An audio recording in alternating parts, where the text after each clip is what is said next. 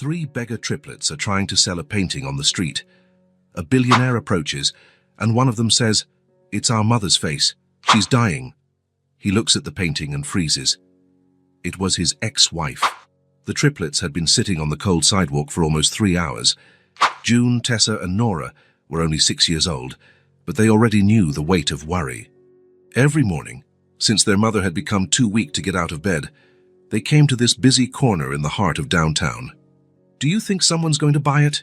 June whispered, rubbing her small hands together for warmth. She was the most sensitive of the three. "They have to," Nora answered, adjusting the little painting propped against the wall. "It's the only way to get money for the medicine." Tessa, the quietest, simply watched the people passing by, most of them looking straight ahead, as if the three girls didn't exist. Selling the painting had been their idea. The night before, their mother had coughed so much that bloodstains appeared on the sheet. The medicine was gone, and so was the money. "Mum's painting is pretty," Tessa had said, pointing to the small portrait on the bedroom wall. "People pay for pretty things." They didn't even ask for permission. Early in the morning, before their mother woke up, they took the painting and left. What else could they do? Now, sitting on the sidewalk with a few other small objects scattered in front of them, an innocent attempt to look like a street vendor stall rather than three children begging, they waited. The painting was in the center, depicting a young, beautiful woman with large, lively eyes. She looked nothing like the pale Han-weak version who now slept most of the day. "Look at that man," June nudged. A tall man in a dark suit was walking quickly along the sidewalk. Unlike the others, he seemed to notice the girls. For a second, his eyes landed on the painting. "Let's call him," said Nora, the boldest. As the man passed by, Nora impulsively stood up. "Sir, would you like to buy our painting? It's really beautiful." Mark Sullivan was late for an important meeting. As the CEO of one of the largest tech companies in the country, his minutes were worth millions. He was about to walk straight past when he heard the child's voice. He slowed down, more out of reflex than real interest. "It's our mother's face. She's dying," the girl continued, urgency in her voice. "She's sick. We need money for her medicine." Mark looked down. Three identical girls, dark hair, wide eyes, clothes far too thin for the chilly weather, triplets. They looked so small and vulnerable that something tightened in his chest. Out of politeness, he looked at the painting the girl was holding, and then the world stopped. His steps froze on the sidewalk. The air caught in his lungs. The crowds, the noise of the city, everything disappeared. In the small painting, rendered with gentle brush strokes, was the face of Anna Pierce. Anna. His Anna. It couldn't be. But the real shock came when he recognized the brushstrokes, the style, the colors. This wasn't just any painting of Anna, it was his painting.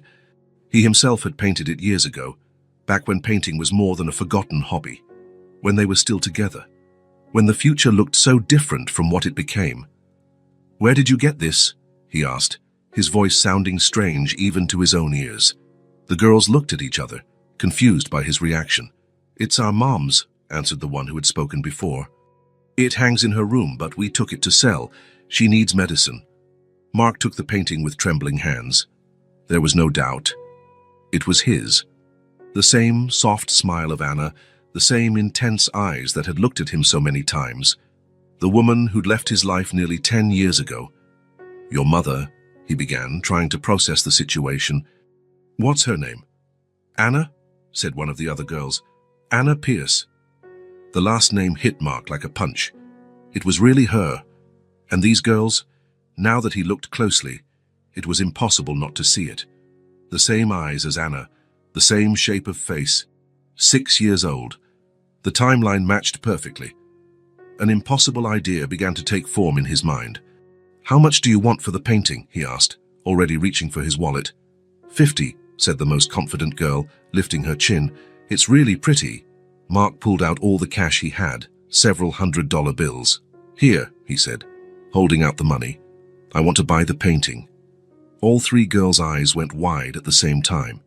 "That's a lot of money," one of them whispered.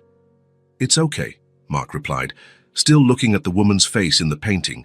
He held it against his chest, feeling a surge of emotions he hadn't experienced in years. 1,000 questions exploded in his mind all at once. Was Anna sick? How bad was it? Were these girls his daughters? Why hadn't he ever known? "Where do you—" he began, raising his eyes. But the words died on his lips. The sidewalk was empty. Mark spun around, looking in every direction. The 3 girls had vanished.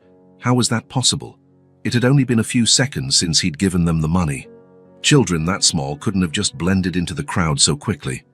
"Hey," he called out, taking a few quick steps, searching the passing people.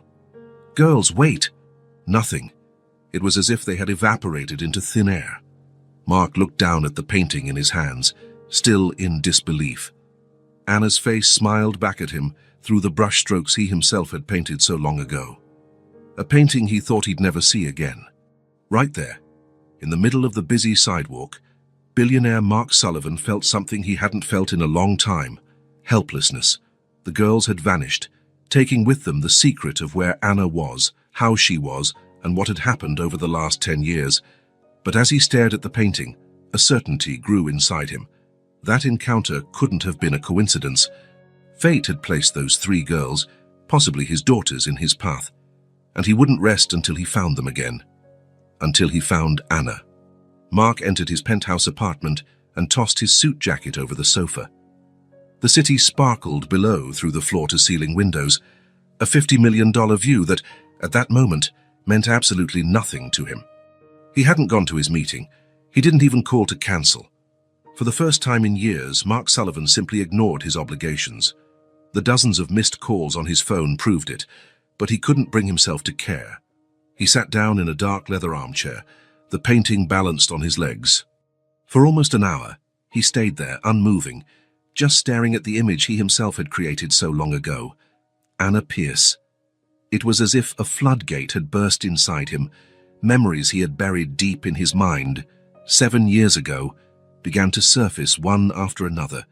Anna laughing while he tried unsuccessfully to prepare a surprise dinner. Anna asleep on the old sofa in the apartment they shared, a book still open on her chest.